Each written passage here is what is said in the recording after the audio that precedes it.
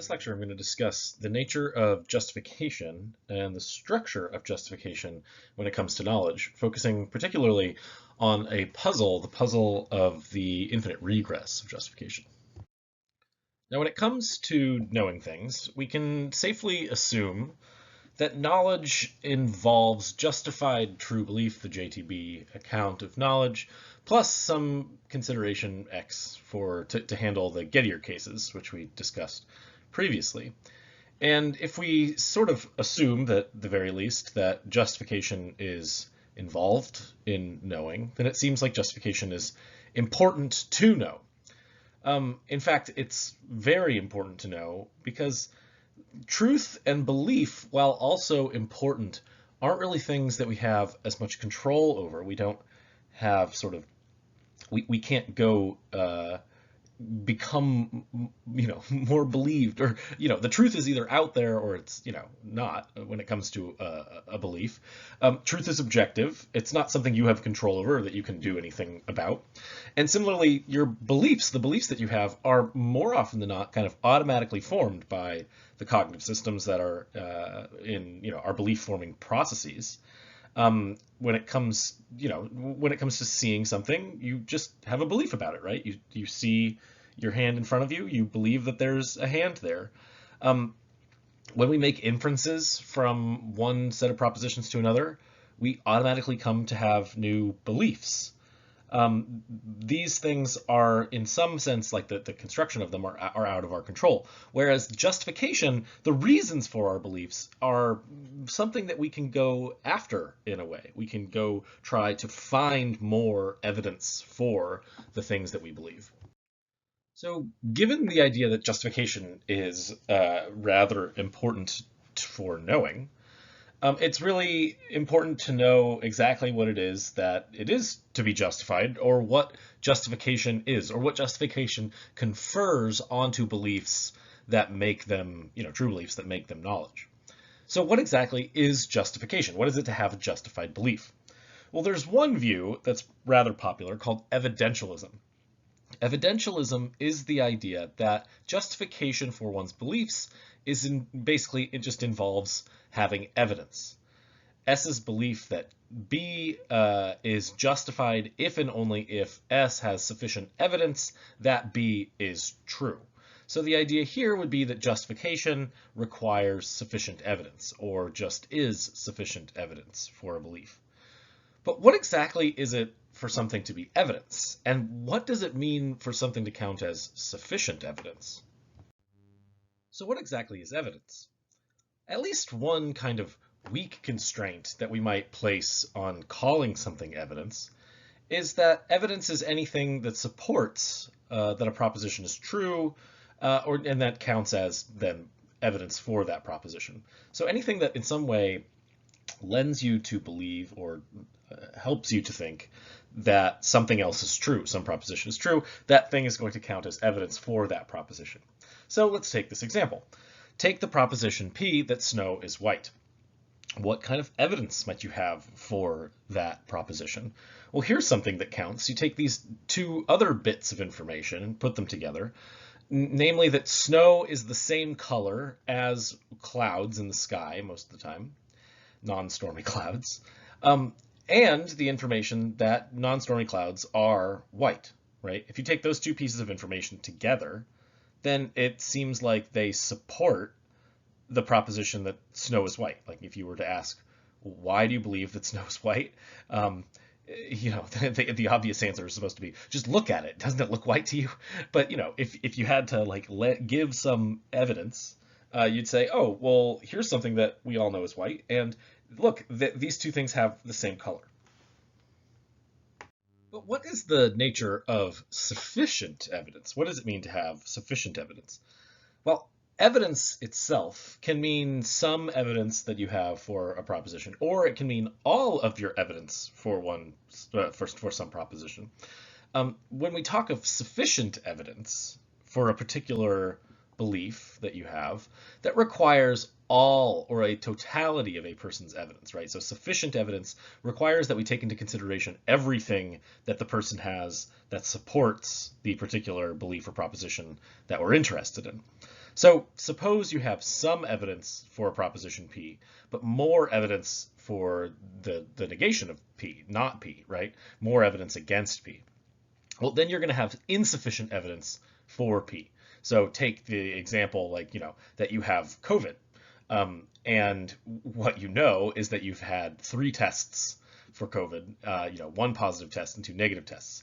If you just take the positive test, that counts as evidence for your having COVID.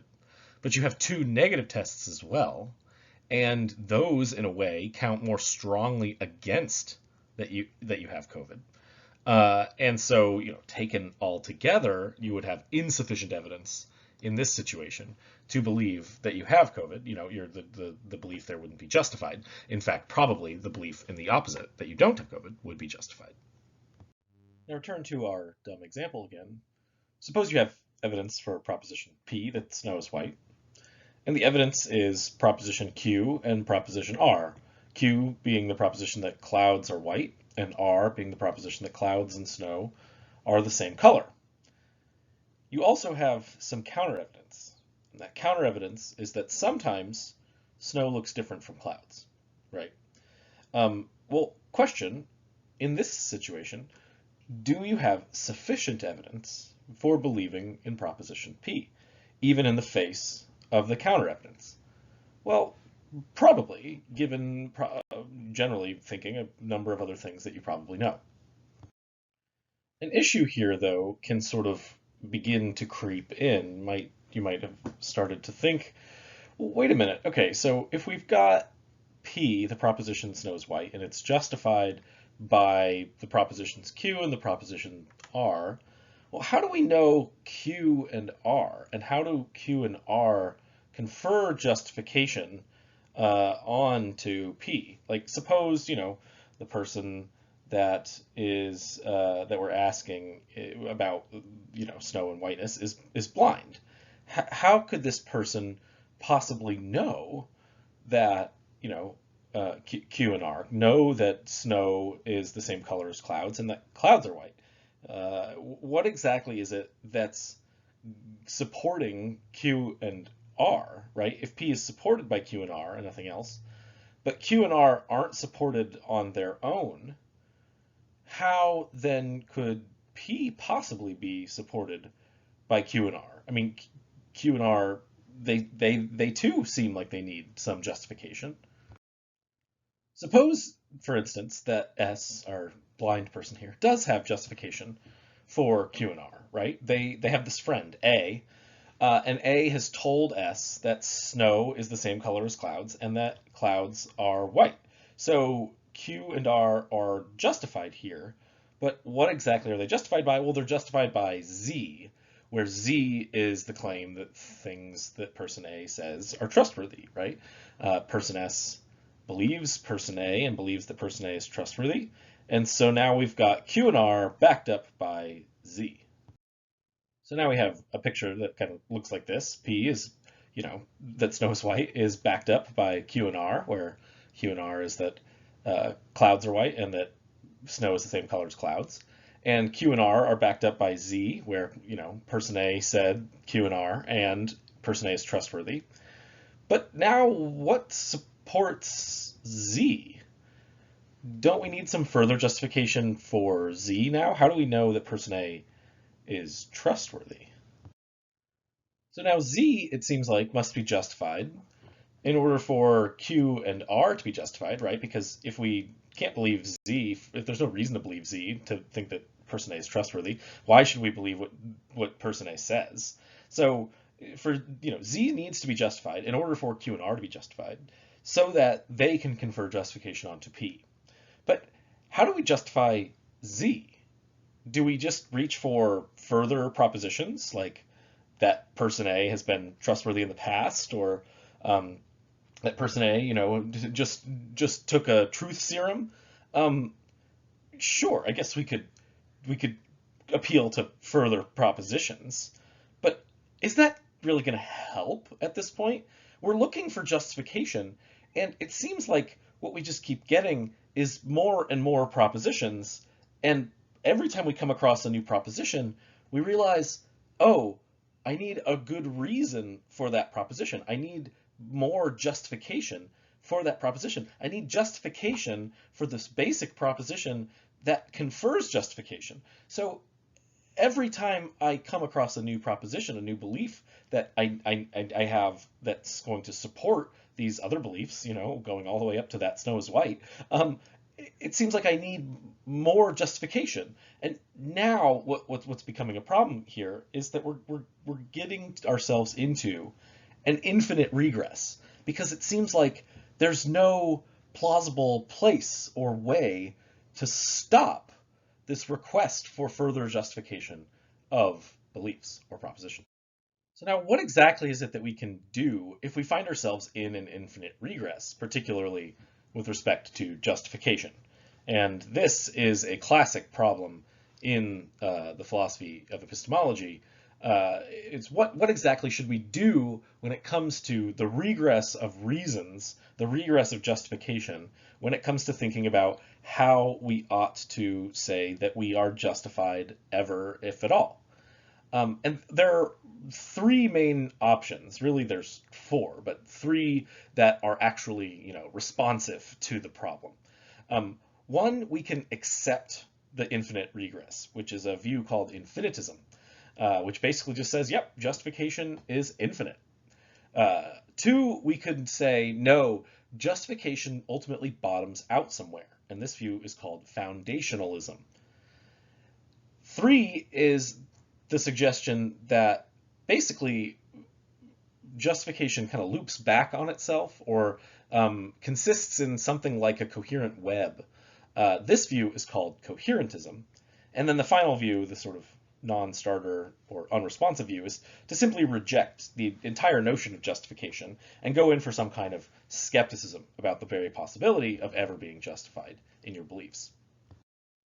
The first option, infinitism, is basically the idea that in this regress of justification, we need to simply accept that justification can always go on forever.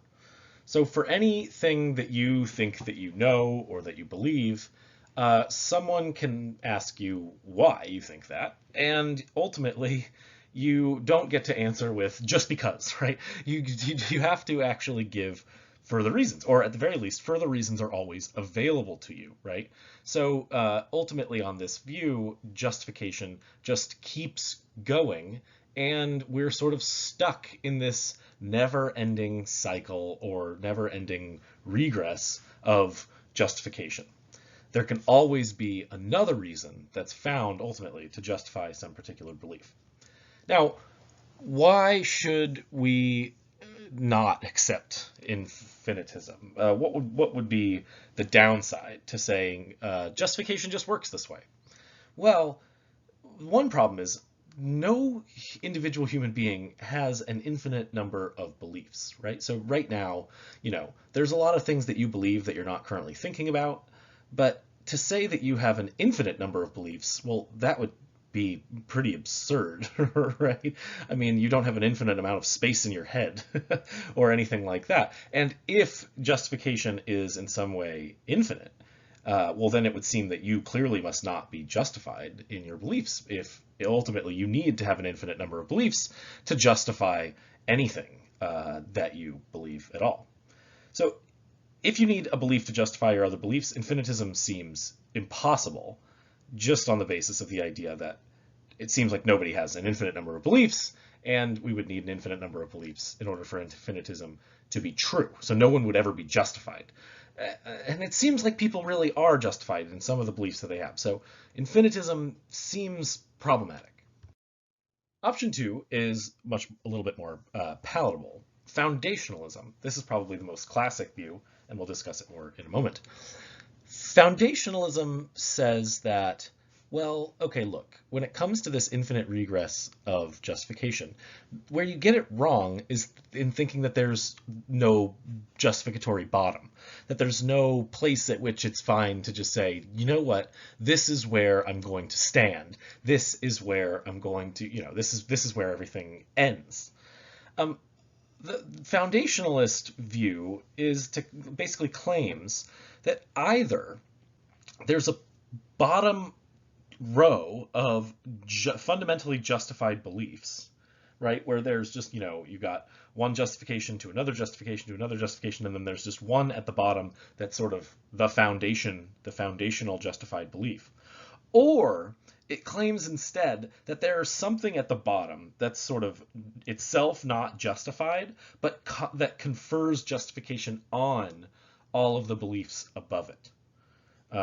Sometimes people think that this thing is a belief, or sometimes people think it's something else, like perception or something like that. And we'll talk about that in a moment. But this view also seems to have its problems. On the one hand, it seems rather arbitrary to say that a particular subclass of beliefs are the beliefs that are fundamentally justified. That is, that they're justified without, just sort of on their own, while other beliefs aren't. Other beliefs need to be supported by by beliefs in order to be justified. To sort of, distinguish between two classes, the special beliefs, these unjustified justifiers, or these fundamentally justified basic beliefs, and all the rest of them. Well, like, what exactly is the reasoning or the rationale behind, being able to do that, right? Being able to distinguish between these two things. It seems it would be arbitrary to just say, oh, well, it's because we're just distinguishing these things in order to solve this regress problem. That would seem sort of to not get at the spirit of what justification is, because justification is this special feature of beliefs that, beliefs that we think we know. It also seems like you really need a reason to say why some beliefs are justified and others aren't.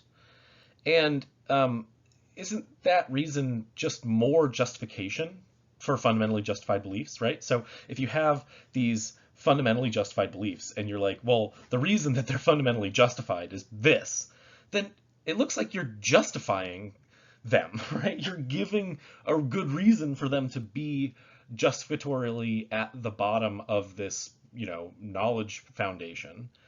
And if you just say, that if you're saying now that if you're giving a reason, then you're justifying them. Similarly, if you just were to say instead maybe that there aren't foundational beliefs, foundational fundamentally justified beliefs, you could say that there are unjustified justifiers at the bottom. Well, then you need to tell some kind of story about how it's possible for something that's unjustified to confer justification, and how it is that something that's unjustified could possibly be in a good position to, support something that is justified.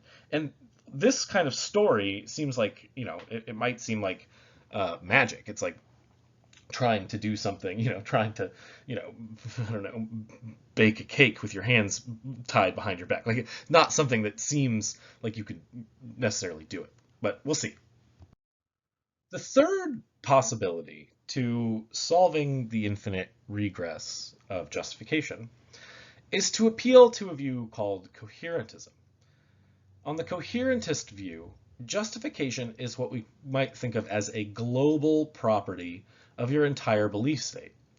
The idea here being that, that picture earlier that we were talking about where one belief is justified by another belief, ultimately, the fact that snow is white, sure, maybe it's justified by your belief that snow is the same color as clouds and that clouds are white, but there's way more going on, right? There's way more going on than just those two beliefs.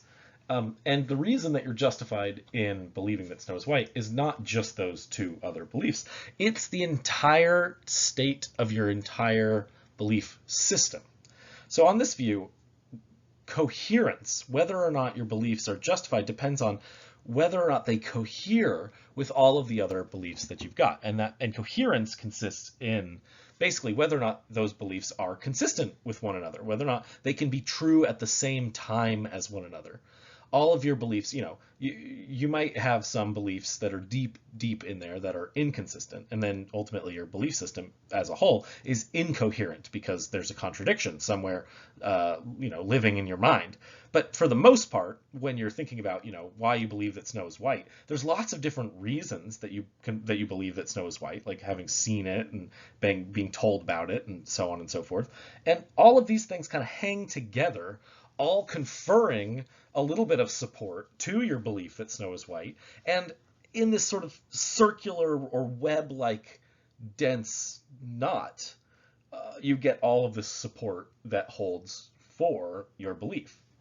So coherentism is the idea, really, that justification doesn't work in this sort of linear fashion, but it all kind of comes together. It's in a way almost circular. There's problems with this view, though, as well. So lots of systems of beliefs are coherent, right? Right? Like take any conspiracy theory that is well worked out.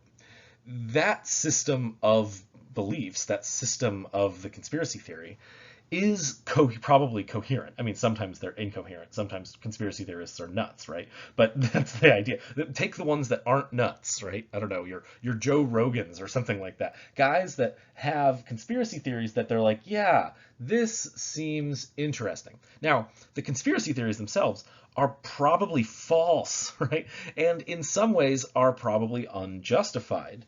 However, that doesn't mean that the conspiracy theories themselves aren't coherent with respect to their own consistency. That is, they don't contradict themselves in their own theory. Now, that seems problematic because if ultimately the theory is coherent but not justified, then it seems like coherence and justification have got to be different things. They've just got to be different. Similarly, it seems like a system of beliefs could be fully coherent without being connected to reality at all, right? So you could imagine like a story world that someone lives in, right?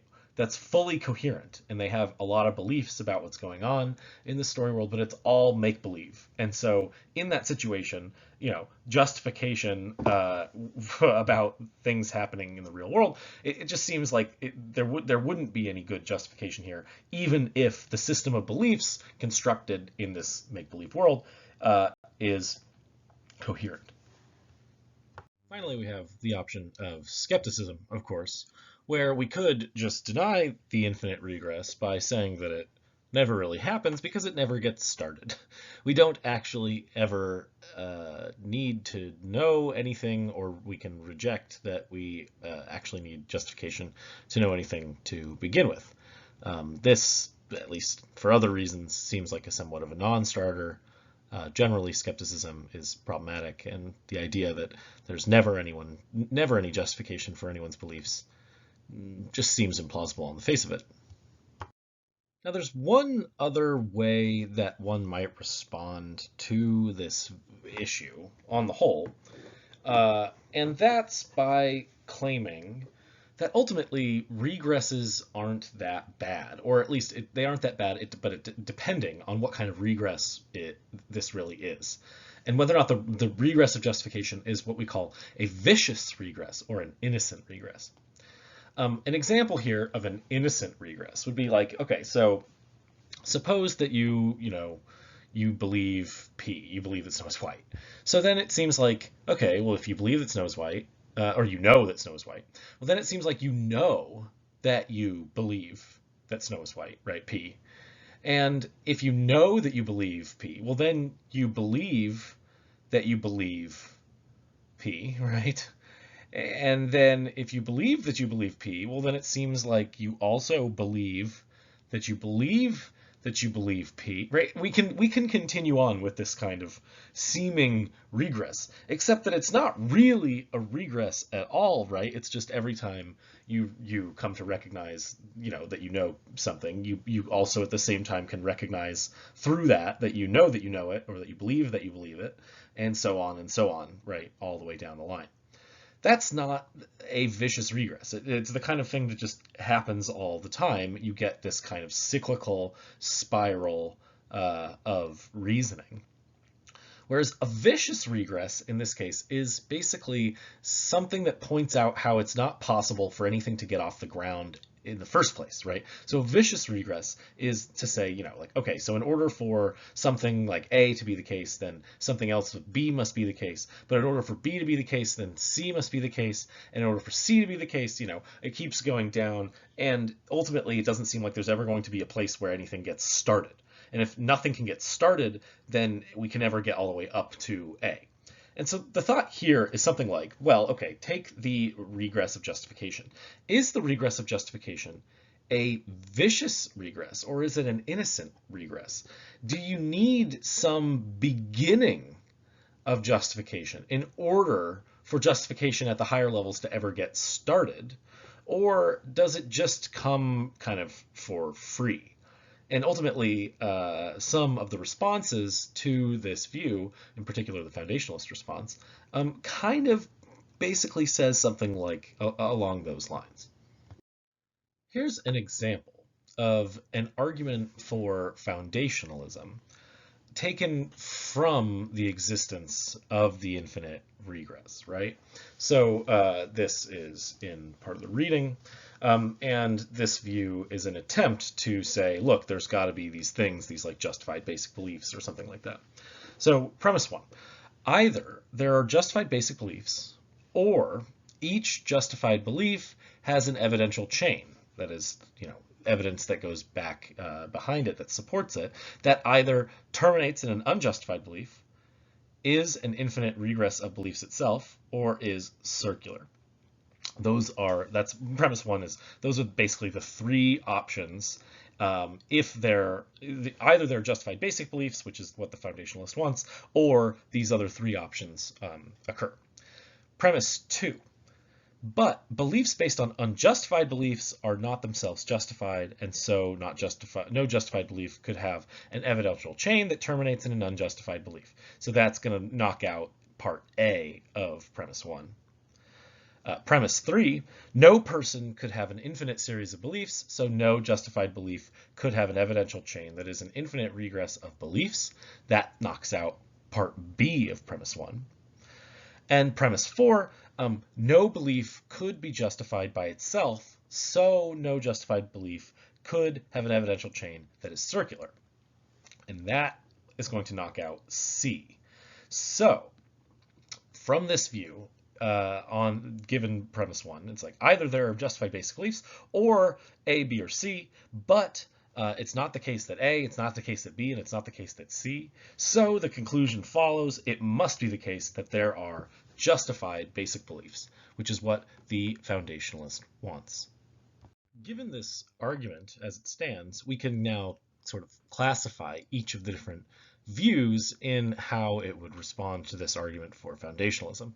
Of course, the foundationalist is going to say that this argument is sound, that is, it's a valid argument and all the premises are true, ultimately claiming that there are basic justified beliefs, and that they are the foundation upon which all of our other justified beliefs rest. The coherentist view is going to say no. The argument goes wrong at a particular premise, namely particular premise number 4, where the justification for one proposition can be another proposition, which is itself justified by still others. The idea here is that more generally a person's belief is justified when it fits together with the person's other beliefs in a coherent way, and a belief is thus justified by the whole system of belief, of which it's a part. Hence, a belief is partially justified by itself, and premise 4 here is ultimately incorrect. The infinitist response is basically just going to say that the argument goes wrong in premise 3, and that ultimately an infinite regress of justification is possible, and so we really don't exactly need basic justified beliefs. The skeptic, on the other hand, will claim that actually, because neither foundationalism nor coherentism nor infinitism are at all plausible, there's no actual other place at which the argument can go wrong except for premise 1 itself. It must go wrong right at the start, where it assumes that there are justified beliefs, because there just can't be any of those. Ultimately, skepticism will just deny premise 1 from the get-go. So which of these answers, responses, and views do you end up finding most plausible? Some form of coherentism, foundationalism, a kind of infinitism, or maybe skepticism? Nearing the end of this lecture now, I will discuss two forms of foundationalism that have become relatively popular. At least one was popular, and then the sort of newfangled version has become popular today. The first is Cartesian foundationalism. Descartes, the sort of, I don't know, the philosopher of epistemology in like an interesting way, really wanted to kind of prove, sort of build new foundations for scientific knowing, scientific knowledge. And he thought that the foundations of knowledge needed to be indubitable. Indubitable means that they cannot be doubted, as well as infallible, meaning that we cannot be mistaken about them. He thought that if knowledge was going to be built on anything, there must be some basic foundations, things that aren't doubtable or and that you can't be mistaken about. These foundational basic beliefs that he ends up appealing to are basically beliefs about internal mental states, seemings about how things seem to you, about which you can't really be wrong about, right? So right now, you're probably looking at a computer screen, some kind of screen, and it seems to you that you're looking at a screen right now, right? It seems to me like I'm looking at a computer screen right now. And ultimately, the thought is, I can't really be wrong about that, right? I could be wrong that I am looking at a computer screen right now, but I can't be wrong about the fact that it seems to me that I'm looking at a computer screen right now. The seeming, plus my belief that how things usually seem matches up with how things actually are, lets me deduce, according to Descartes, that my belief that there's a computer in front of me is probably true, right? So the thing that I am absolutely certain of is that it seems to me that there's a computer in front of me, and then on top of that, plus my other belief that, things that if things seem a certain way, then they're usually actually that way. That gets me to some good knowledge about the external world. Descartes thought that with these seeming beliefs, we would lay a foundation upon which we could build all of the rest of our knowledge. However, there are problems with this form of foundationalism, this view in particular. One is that ultimately Descartes did not realize that we can be wrong about our own seemings, about how it seems for us, internally when we introspect on our own states of mind. And the sort of the easiest case to think about when things don't seem right to you or you get it wrong, are feelings that you have, right? Sometimes you feel something, you feel like you thought you had a twinge of pain, it turned out to be an itch. Or, you thought that you were feeling a certain emotion, and it turned out that it actually, wasn't that emotion, or it was a fleeting emotion. We also tend not to have many beliefs about our inner states.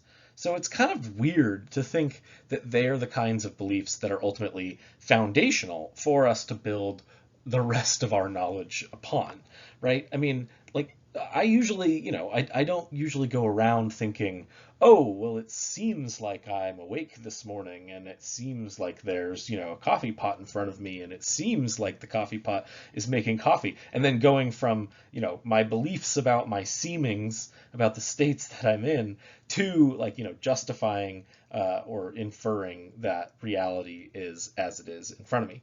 We just don't tend to think about what it's like, what things are going on in our minds. Rather, we think about what's going on out in the world.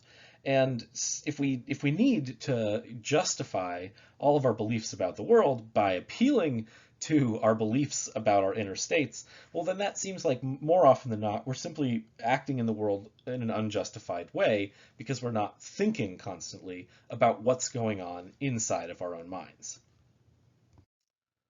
A different and probably more plausible version of foundationalism has become more popular since the days of Descartes, in particular more recently.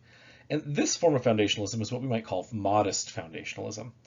On this view, we try to say, or basically the idea is, that beliefs that are caused by basic sensory experiences are fundamental and foundational and justified in a way.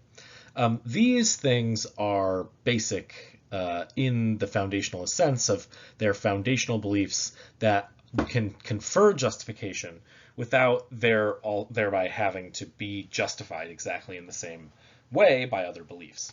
The thought is something like this.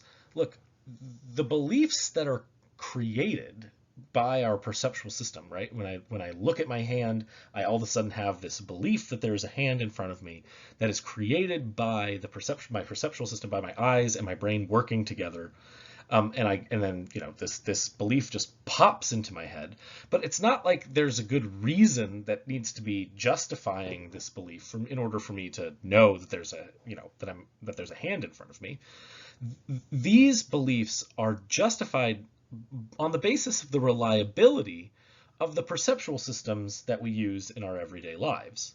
So the thought process here for this kind of view is that ultimately there are some ways that our beliefs get formed, and the ways that those beliefs get formed, it sort of confers a kind of justification onto those beliefs without itself being a belief. And of course, in these cases, we are fallible. We can be wrong. Our perceptual beliefs can be wrong. So it's not like Descartes, where he thought that our beliefs, we need to not be mistaken ever. But other beliefs, the idea here is can be inductively based on our basic beliefs. And so our basic beliefs, at the very minimum, the ones caused by our perceptual systems, can give us justification or sort of start the ball rolling and give us a foundation upon which we can build to other justified beliefs. There are, of course, problems with this form of modest foundationalism, and the problems relate back to the initial problems for foundationalism on the whole. So on this view, there's two kinds of justification, it seems like. There's normal inferential justification, where one belief supports another belief, and whatever happens, between them.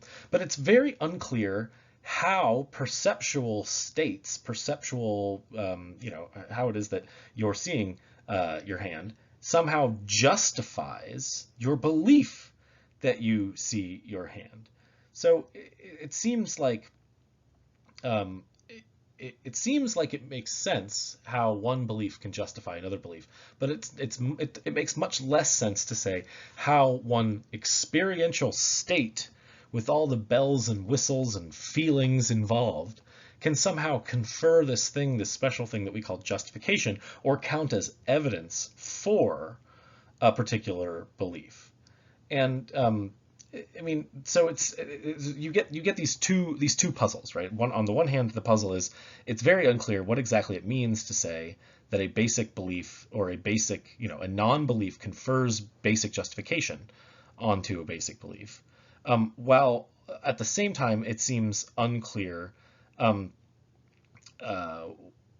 whether or not you're still actually providing some kind of justification for these beliefs through the normal means, right? Like by claiming, oh, well, I see this, my perceptual system is a reliable perceptual system, and so it confers justification on my basic beliefs. Well, what I just did there was give a bunch of reasons for believing that these beliefs are justified.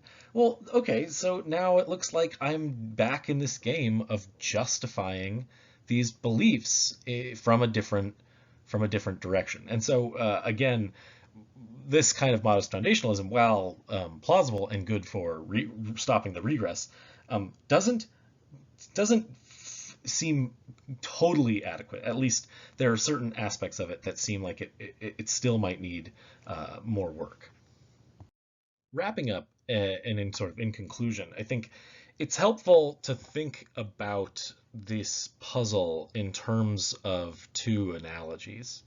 And the question is something like this: when it comes to knowledge, when it comes to justification, when it comes to what it is that we believe and why it is that we believe it, is having knowledge or being justified, is it more like building a house, or is it more like fixing a boat while you're out in the water? And this sort of, it makes sense why we get coherentism and foundationalism as kind of two very plausible sounding views in this kind of case, because they kind of both seem to get certain things right. Why do I say that? Well, science seems like the kind of thing that where the knowledge base for science works kind of like building a house. We come to find certain basic truths about reality that we justify through doing experimentation. And once we come by those truths, we are able to use them to find new truths and support larger, more abstract truths, and come to have more and more knowledge. Now, the knowledge of physics and biology is all kind of has been built up over time, and more fundamental bits of the knowledge undergird larger later bits of the knowledge, right? Like more complex theories are undergirded by simpler theories that we are more certain of. And so, foundationalism seems plausible as a picture for how we live our scientific lives, how we do our scientific research and thinking and knowledge building. However, other forms of knowing, other sort of more everyday forms of knowing, seem more to be like floating on a boat in water while trying to fix it or build on it or remake it, right, in a way where ultimately our knowledge practices in reality, we don't have any kind of foundations to stand on. When we learn new things, we have to change our beliefs on the fly. Sometimes beliefs that we have so this is just like, so like, think about the situation if someone like has a foundationally earth-shattering belief, right? All of a sudden they find out that someone that they trusted was untrustworthy or something. Now they have to, like, while living their lives, continually retool the inside of their belief structures. And this is basically like you have to take the coherent web of your entire set of beliefs and cut out the bad part and fill it back in with new beliefs to coherently fill out your worldview. And so I think that these two analogies both are rather helpful for thinking about the way in which knowledge and justification work and interact in our everyday lives and in sort of our knowledge seeking activities.